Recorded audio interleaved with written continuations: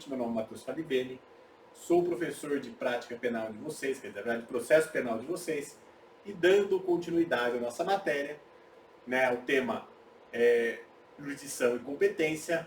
Hoje nós vamos falar, nessa terceira aula, da competência em razão da pessoa, também chamada de competência por prerrogativa de função.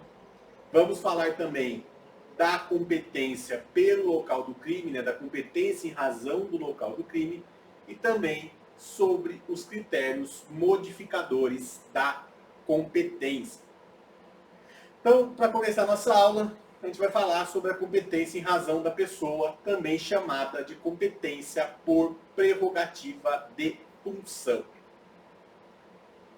Porque para o legislador, certas pessoas, em razão do cargo ou função que ocupam, devem ser julgadas por uma instância superior, considerada mais isenta de influências políticas ou econômicas.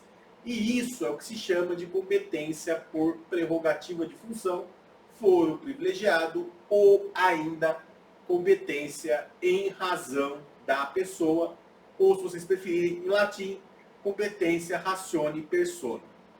Por outro lado, cessado o cargo, função ou mandato, o indivíduo volta a ser processado normalmente pelas instâncias ordinárias.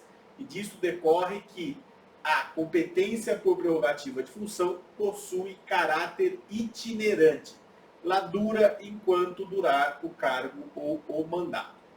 E o rol de situações de foro de prerrogativa de função, ela se encontra principalmente na Constituição Federal. Porém, é possível, em certos casos, e desde que não haja afronta à Constituição Federal, a fixação desta modalidade de competência por meio da Constituição Estadual, naquilo que se denomina caráter de simetria, né, o critério de simetria. Então é possível que algumas constituições estaduais tragam disposições a respeito disso, desde que não afrontem a Constituição Federal. E agora a gente vai estudar qual é a competência ratione persona, né, a competência em razão da pessoa de cada um dos tribunais brasileiros, né, de cada instância que existe aqui no Brasil. Primeiro, competência ratione persona do Supremo Tribunal Federal. Né? Compete ao Supremo Tribunal Federal, primeiro, julgar nas infrações penais comuns, compete ao Supremo Tribunal Federal processar e julgar o Presidente da República, o Vice-Presidente da República, os membros do Congresso Nacional, que são os deputados federais e senadores, os ministros do Supremo Tribunal Federal e o Procurador-Geral da República. Daí, nas infrações penais e nos crimes de responsabilidade, compete ao Supremo Tribunal Federal processar e julgar os membros dos tribunais superiores, STJ, TST, TSE e STM, os membros do Tribunal de Contas da União, os chefes de missão diplomática permanente, os ministros de Estado e os comandantes das Forças Armadas. Coloquei uma anotação aqui. Note-se que os casos desses dois últimos, né, ministros de Estado e comandantes das Forças Armadas, se praticarem crime de responsabilidade em conexão com o presidente ou vice-presidente da República, a competência será do Senado Federal e não do STF, nos termos do artigo 52, inciso 1º da Constituição Federal, né, no caso dos crimes de responsabilidade.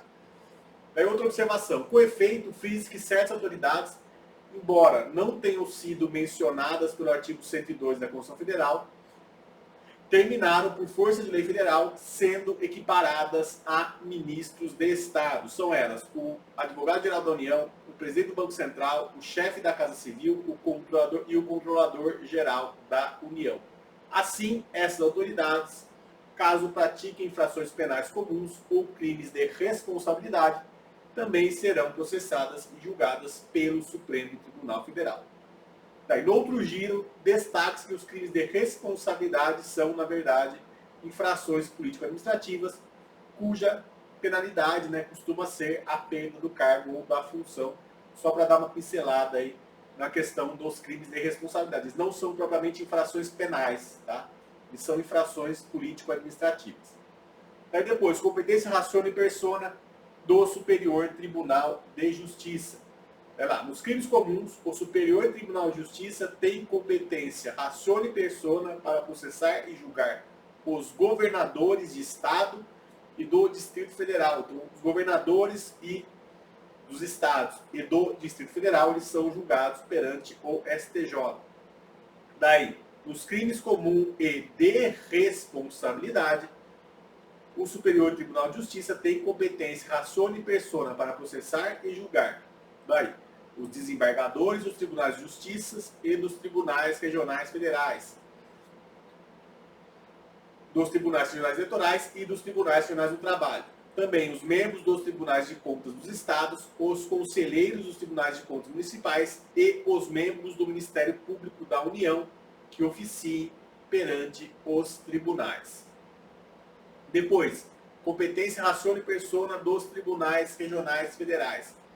Nos crimes comuns e de responsabilidade, o Tribunal Regional Federal tem competência ratione persona para processar e julgar os juízes federais da sua área de jurisdição, incluindo aqueles da Justiça Militar da União e da Justiça do Trabalho, e os membros do Ministério Público da União, que pode ser Ministério Público Federal, Ministério Público do Trabalho, Ministério Público Militar ou Ministério Público do Distrito Federal. Há, contudo, exceção com relação aos crimes eleitorais, ou seja, uma das autoridades apontadas para praticar crime eleitoral, a competência será da Justiça Eleitoral e não do Tribunal Regional Federal. E no que tange aos crimes militares praticados por essas autoridades, o julgamento será perante o Tribunal Regional Federal por ausência de ressalva expressa da Constituição Federal. Daí, competência ratione persona dos tribunais de justiça.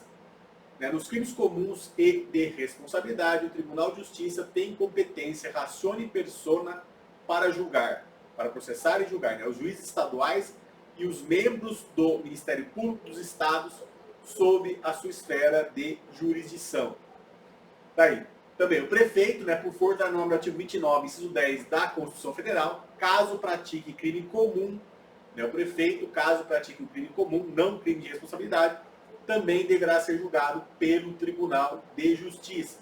Agora, se ele praticar um crime eleitoral ou federal, a competência será respectivamente do Tribunal Regional Eleitoral ou do Tribunal Regional Federal, conforme a súmula 702 do Supremo Tribunal Federal.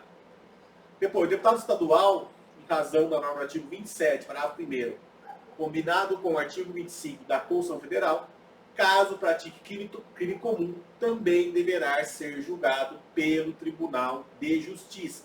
Agora, se praticar crime eleitoral ou federal, a competência passará respectivamente ao Tribunal Regional Eleitoral ou ao Tribunal Regional Federal, conforme o caso. E por fim, com relação ao vereador, por falta de disposição constitucional, ele não tem prerrogativa de função. Então o vereador é o único político aí, digamos assim, que não tem nenhuma prerrogativa de função.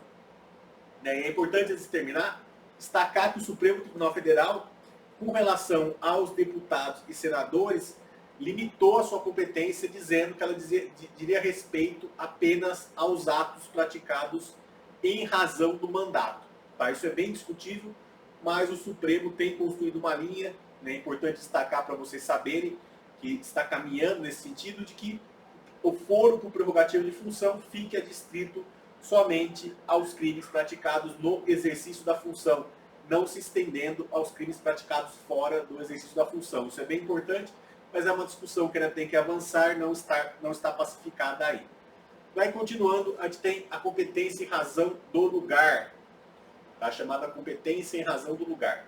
Porque lá, depois de verificar as regras de competência que levam em conta a natureza da infração e o eventual cargo que a gente ocupa, é o momento de examinar a regra de fixação da competência que leva em conta o local em que o crime foi praticado, que é o chamado critério territorial.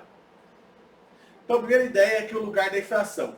Tá? Em regra, o nosso Código de Processo Penal, no artigo 70, adota a teoria do resultado, ou seja, o local da consumação do crime será aquele onde a infração deverá ser processada. Então, o local em que o crime se consumou será o local em que a infração será processada.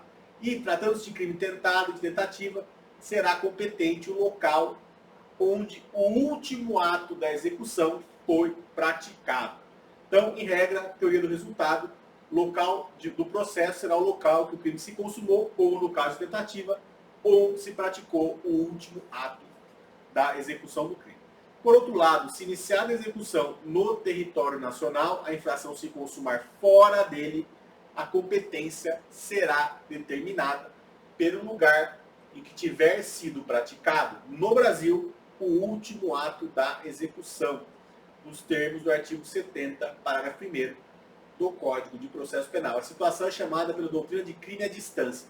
Então, se o crime começou aqui no Brasil, mas produziu o resultado lá fora, em outro país, vai acontecer que vai ser competente um local onde o último ato da execução aconteceu aqui no Brasil. Ademais, o último ato da execução foi praticado fora do território nacional, será competente o juízo do lugar em que o crime, embora parcialmente, tenha produzido ou devia produzir o seu resultado, nos termos do artigo 70, parágrafo 2º. E note-se que essa hipótese traz a situação inversa da descrita anteriormente. Aqui, o último ato de execução se deu fora do Brasil e a consumação total ou parcial ocorreu no território nacional. Então, supondo uma pessoa de fora comete um crime aqui no Brasil, né? Então, vai se considerar competente o local onde ele produziu ou deveria ter produzido seu resultado. Porém, em certas situações, pode ser que seja impossível precisar o local da consumação do crime. Nesses casos, a competência é fixada pelo critério da prevenção, que a gente vai estudar agora. Prevenção significa que o primeiro juiz que tomar conhecimento do fato irá se tornar competente para julgá-lo, nos termos do artigo 83 do Código de Processo Penal. Dessa forma, conforme as normas do artigo 70, parágrafo 2º e 71, fixa-se a competência por prevenção nos seguintes casos. Primeiro, quando o crime ocorre na divisa de duas comarcas ou for incerto o limite entre elas. Então, ocorreu na divisa o crime, você não sabe onde é que de fato aconteceu o crime, o juiz que primeiro tomar conhecimento desse crime vai ser o competente. E também em caso de crime continuado ou permanente praticado em território de duas ou mais jurisdições, no caso comarcas. Então, o que acontece? O sequestro, a pessoa foi sequestrada aqui em São Paulo e ela é levada para um cativeiro em Osasco. Então, nesse caso, tanto o juiz de Osasco quanto o de São Paulo vão ser competentes para julgar a causa, o que implica que o primeiro que tomar conhecimento vai ficar competente para julgamento dessa causa. Daí, depois, lugar do domicílio ou da residência do réu, que é o artigo 72 do Código de Processo Penal. Esse trata-se de um critério subsidiário ao anterior. Não sendo conhecido o lugar da infração, você não tem certeza sobre o lugar da infração, será competente o local de domicílio ou residência do réu. E aqui é oportuno a gente relembrar os conceitos de domicílio e residência que vem do direito civil. Domicílio deve ser entendido como um lugar onde a pessoa estabelece a sua residência, plano definitivo, ou, subsidiariamente, o local onde a pessoa exerce as suas ocupações habituais, o ponto central dos seus negócios. E residência é aquele lugar onde a pessoa tem sua morada, mas não há ânimo definitivo. Nessas situações, a competência em razão do domicílio ou residência do réu, a competência ela vai ser fixada pela prevenção. Primeiro, se o réu tiver mais de uma residência, se ele não possuir residência certa, ou se for ignorado o seu paradeiro. Então, a regra é que se você não sabe o local do crime, a competência será o local da residência do réu. Se ele tem duas residências, não sabe o local, daí vai fixar o critério pela prevenção, O juiz que tomar primeiro conhecimento será competente para julgar. Porque lá, atenção, em caso de ação penal exclusivamente privada, o querelante poderá optar em propor ação no local da consumação ou no domicílio do réu, nos termos do artigo 73 do Código de Processo Penal. Então, no caso de ação penal privada, competência vai poder ser tanto o local da consumação do crime quanto o domicílio do réu. E a ideia de se fazer ação, tanto pública quanto privada, no domicílio do réu, é facilitar o contraditório e a ampla defesa, para não ficar muito oneroso para o réu. Essa que é a ideia, na verdade, de você ter esse tipo de competência em razão do local. Depois, crimes praticados no exterior. Sendo o crime praticado no exterior, a competência será fixada de acordo com a última residência em território brasileiro ou, caso nunca tenha residido aqui, na capital da República, né, em Brasília, no Distrito Federal, desculpa, nos termos do artigo 88 do Código de Processo Penal. E agora tem uma discussão importante, que é importante para a gente conhecer que existe essa discussão e entender como é que funciona isso, né, que é a discussão entre competência absoluta versus competência relativa. Né? Embora não haja na lei disposição expressa sobre o tema, a comunidade jurídica costuma dividir as espécies de competência em competência absoluta e relativa. E dessa distinção é importante, né? Essa distinção é importante por causa dos efeitos que são extraídos dela. Então, como competência absoluta, primeiro, vamos dar competência absoluta. Competência absoluta é criada com base no interesse público. Então, competência absoluta lida com o interesse público. É insuscetível de modificação pelas vontades da parte ou do órgão julgador. E a incompetência absoluta é causa de nulidade absoluta, podendo ser arguída a qualquer tempo, inclusive reconhecida de ofício pelo juiz, sendo que o prejuízo é presumido nesse caso. E os exemplos de competência absoluta são a competência em razão da matéria, a competência em razão da pessoa e a competência funcional. Então, por exemplo, dando um exemplo bem básico. Por exemplo, o tribunal do júri tem competência para julgar os crimes dolosos contra a vida. Em regra, o tribunal do júri pertence à justiça estadual e compete a ele, em razão da matéria, né, julgar os crimes dolosos contra a vida. Nesse caso, se um juiz comum, da vara comum, julgar esse caso, isso aí vai ser uma violação de competência absoluta em razão da matéria. Porque competiria o juiz do tribunal do júri, os jurados, na verdade, né, julgar essa causa. Mesma coisa se um juiz federal julgar uma contravenção de, sei lá, de vias de fato. Ele não tem competência para isso. A competência é da justiça estadual e essa violação, por ser uma violação de uma competência absoluta, leva à nulidade do feito. E também a gente tem a competência relativa. Né? As regras de competência relativa são criadas com base no interesse preponderante das partes. Por ter uma natureza infraconstitucional, é possível sua flexibilização ou relativização à luz do exame de determinada relação processual, né, relacionada ao interesse das partes. Um exemplo que ocorre é as ações penais exclusivamente privadas, em que o querelante pode optar, no momento do oferecimento da queixa, pelo fato do lugar do crime ou do domicílio do réu. Né? Então ele pode optar entre o local do fato ou o local do domicílio do réu. Tá? Então daí é uma competência relativa. Na verdade ele pode escolher e não vai estar errado qual delas ele escolher, porque, né, é competência relativa. Daí, a incompetência relativa é causa de nulidade relativa. Logo deve ser arguída pelas partes em momento oportuno, não podendo o juiz reconhecê-la de ofício, sendo que o prejuízo deverá ser demonstrado. Do contrário, haverá a chamada prorrogação, né, modificação da competência, e um exemplo aí de uma competência relativa no processo penal é a competência territorial. Depois, agora a gente vai estudar, para finalizar a aula, os critérios de modificação da competência, né, quando uma competência relativa pode ser modificada. Porque lá, é possível que, em algumas situações, seja necessária a modificação da competência, visando a uniformidade dos julgados, a segurança jurídica e a economia processual. Tais alterações não implicam ofensa ao princípio do juiz natural, porque o órgão jurisdicional para o qual a competência é modificada pré-existe a infração penal e não foi criado unicamente para julgá-la. E são exemplos de modificação da competência: a conexão, a continência e o instituto do desaforamento no tribunal do júri, que a gente vai estudar agora. A gente vai estudar o desaforamento depois, quando estudar júri também, mas a gente vai ver ele agora para vocês terem uma noção. Então, primeiro, conexão, né? Conexão é o nexo, o vínculo entre duas ou mais infrações que aconselha a junção dos processos, proporcionando assim ao julgador uma melhor visão sobre o caso. Né? Então, conexão com dois processos, duas infrações penais diferentes têm a mesma relação. Então, por exemplo, eu mato o Florisval e ameaço o Florisberto, falar, se você contar para alguém que você viu, eu vou te matar.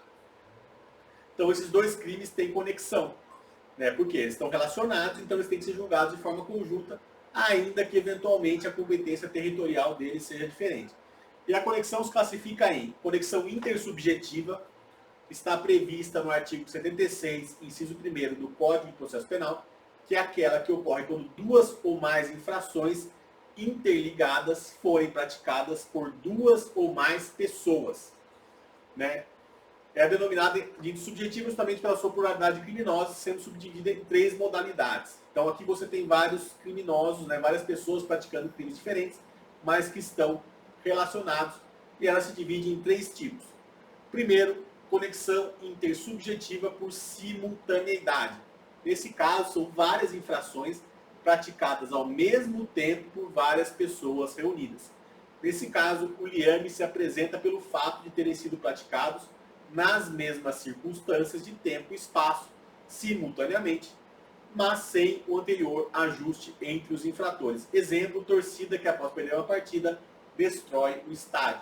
Então você vai ter lá vários torcedores quebrando tudo sem estar em concurso de pessoas. O que vai acontecer é que eles vão ter que ser julgados preferencialmente pelo mesmo processo, no mesmo processo, por haver conexão intersubjetiva por simultaneidade. A gente tem também a chamada conexão intersubjetiva concursal, que caracteriza-se quando vários indivíduos previamente ajustados em concurso de pessoas praticam diversas infrações em circunstâncias distintas de tempo e lugar. Então, exemplo aqui, o ataque de facção criminosa. Então, se eu vou pôr uma bomba em tal lugar, o fulano vai pôr em outra, a gente tem uma conexão intersubjetiva concursal. A gente está em concurso de pessoas, cometemos crimes diferentes em locais diferentes, mas há conexão entre eles. E, por fim, a chamada conexão intersubjetiva por reciprocidade, que ocorre quando foram cometidas duas ou mais infrações por diversas pessoas, mas umas contra as outras. Não, desculpa. O vínculo aqui é caracterizado pela pluralidade de infrações penais praticadas e pela reciprocidade da violação de bens jurídicos. Um exemplo aqui, confronto marcado entre duas torcidas, você vai ter a chamada lesão corporal recíproca, então você vai ter uma conexão intersubjetiva por reciprocidade. E depois a gente tem a chamada conexão objetiva, que está prevista no artigo 76, inciso 2º do Código de Processo Penal, que é aquela que ocorre quando uma infração penal é praticada para facilitar ou ocultar a outra, ou para conseguir impunidade ou vantagem. Aqui há um vínculo relacionado à motivação do crime, que é o exemplo que eu dei da ameaça. Eu mato uma pessoa e ameaço a testemunha. Isso é conexão objetiva. E ela pode ser conexão objetiva teleológica ou conexão objetiva consequencial. Na conexão objetiva teleológica é quando uma infração é cometida para facilitar a prática de outra. Já a conexão objetiva consequencial é aquela que ocorre quando uma infração é cometida para conseguir a ocultação, impunidade ou vantagem de outra já praticada. E depois, por fim, a gente tem a chamada conexão probatória ou instrumental, que está prevista no artigo 76, inciso 3º do Código de Processo Penal, ocorre quando a prova de uma infração influi na de outra e, por isso, elas têm que ser julgadas de forma conjunta. Exemplo, né? Supondo que um traficante matou um usuário e ele foi preso também por tráfico de drogas. Quer dizer, nesse caso, o julgamento do crime de tráfico, por uma questão probatória, vai ter que ser em conjunto com o julgamento do crime de homicídio por uma questão probatória. Depois eu tenho chamada continência. A continência ocorre quando uma causa está contida na outra, sendo impossível separá-las.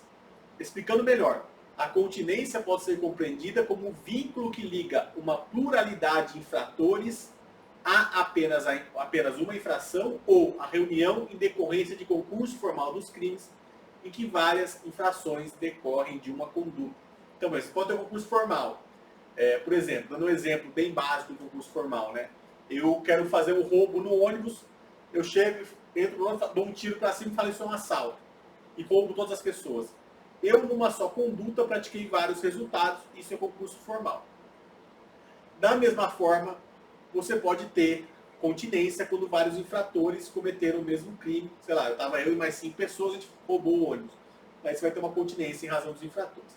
E a continência ela pode ser classificada em continência por cumulação subjetiva ou continência por cumulação objetiva. Na continência por cumulação subjetiva, ela ocorre quando duas ou mais pessoas estão sendo acusadas da mesma infração. Então, quando você tem coautoria, você tem continência por cumulação subjetiva. Já a continência por cumulação objetiva, ela ocorre em todas as modalidades de concurso formal, incluindo aberratio ictus ou aberratio criminis, que é quando você tem uma conduta, né, e vários crimes, conforme eu expliquei. Daí depois de ter chamado foro prevalente, né, caracteriza conexão ou continência, impõe-se a definição de qual foro competente, ou seja, aquele perante o qual haverá reunião dos processos, e as regras da prevalência elas estão disciplinadas no artigo 78 do CPP. Então, se tiver conexão ou continência, você vai aplicar essas regras aqui que eu vou passar. Então, primeiro, concurso entre crime doloso contra a vida e crime de competência da jurisdição comum especializada, né? Quando houver ligação entre crime doloso contra a vida, que é de competência do tribunal do júri, e crime de competência da justiça comum, a atração ocorrerá em favor do tribunal do júri. Tá? Então, por exemplo, se é um tráfico de drogas e um homicídio, tudo vai ser julgado pelo tribunal do júri. Daí, em caso de infração de menor potencial ofensivo, prevalecerá também a competência do júri, mas deverá ser aplicado os benefícios da transação penal. Porém, concorrendo crime doloso contra a vida e crime processado na justiça especializada, eleitoral ou militar, impõe-se a separação dos processos. Então, se você tem um crime comum que vai para o tribunal do júri e um crime especializado da justiça especializada, eleitoral ou militar, o que você vai fazer é separar os processos. Depois, no concurso de jurisdições de mesma categoria. Nesse caso, prepondera o lugar da infração, a qual for combinada a pena mais grave. Então, se você tem uma discussão com relação ao local que vai julgar, prepondera sempre o lugar da infração com a pena mais grave. Depois, prevalecerá o lugar em que houver ocorrido maior número de infrações se as respectivas penas forem de igual gravidade. E, por fim, firmar-se a competência pela prevenção dos outros casos. Então, o critério aqui é a gravidade da infração. E daí? Depois, por fim, nos concursos de jurisdições de diversas categorias, predominará a de maior gradação. Né? Quando acontecer de haver conexão ou continência entre delitos a serem processados em graus distintos, prevalecerá, em regra, a competência daquele de maior gradação. Então, o foro de prerrogativa prevalece aqui. E depois, no concurso entre jurisdição comum e especial, prevalecerá a jurisdição especial. Então, jurisdição especial, né, militar ou eleitoral, sempre prevalece sobre a comum quando houver conflito entre elas, com exceção das causas relativas ao tribunal do júri. Eu coloquei atenção. A competência da Justiça Federal, Justiça Comum, né, para fins penais, exerce o papel de justiça especial quando confrontada com a Justiça Comum Estadual, que tem uma competência residual. Sendo assim, havendo conexão entre um crime com ação penal perante a Justiça Estadual e outro federal, a competência será atraída para a Justiça Federal, que irá julgar os dois processos, nos termos da súmula 122 do Superior Tribunal de Justiça. E por fim, a gente tem o chamado desmembramento, né? Porque ainda que haja conexão ou continência, é possível que os processos tramitem separadamente, sendo desmembrados. A gente tem um desmembramento de separação obrigatória. Né? A norma do artigo 79 do Código de Processo Penal impõe a separação obrigatória nos seguintes casos. Primeiro, concurso entre jurisdição comum e militar. Isso é a súmula 90 do STJ. Né? Compete à Justiça Estadual Militar processar e julgar o policial militar pela prática de crime militar e a Justiça Comum pela prática de crime comum simultâneo àquele. Então, aí você vai separar. Depois, concurso entre jurisdição comum e juízo da criança e adolescente. Não é possível reunir processo em que respondam um adulto por infração penal, por um crime, e um adolescente por ato infracional. Nesse caso, você separa. Depois, se houver doença mental superveniente. Né, o exemplo de situação em que 3 réus estão sendo processados, um deles passa a sofrer sanidade mental. Nesse caso, haverá desmembramento do processo e o processo será suspenso quanto ao réu insano. Então, você se separa nesse caso. Se um dos réus fica doente mental ou faz um incidente de insanidade mental, você separa, você desmembra o processo com relação a ele. Depois tem a separação facultativa, né, o desmembramento facultativo. Poderá ocorrer a separação facultativa nos seguintes hipóteses, que é o artigo 80. Primeiro, quando as infrações forem praticadas em circunstâncias de tempo e lugar diferentes. Porque, a depender do caso, pode ser conveniente separação dos processos para uma melhor colheita probatória. Se o processo está muito grande, então você vai lá e separa, né, para não ficar muito enrolado. Depois, quando houver número excessivo de acusados, né, o grande número de acusados, por acarretar sério prejuízo à duração do processo, pois deve ser, né, dado oitiva para todos. Né, o que acontece é que se você tem muitos acusados, você pode desmembrar os processos, separar os processos, para que seja mais célere a prestação jurisdicional e não fique um processo muito grande, muito complexo. E quando surgir qualquer outro motivo relevante. A lei aqui não especifica, deixando, portanto, ao prudente arbítrio do juiz a decisão a respeito da separação dos processos. Em todo caso, nessa decisão que determina o desmembramento, ela tem que ser fundamentada. Então, muito obrigado, agradeço vocês e espero que vocês tenham gostado da aula. Deixa o like aí, muito obrigado e até mais.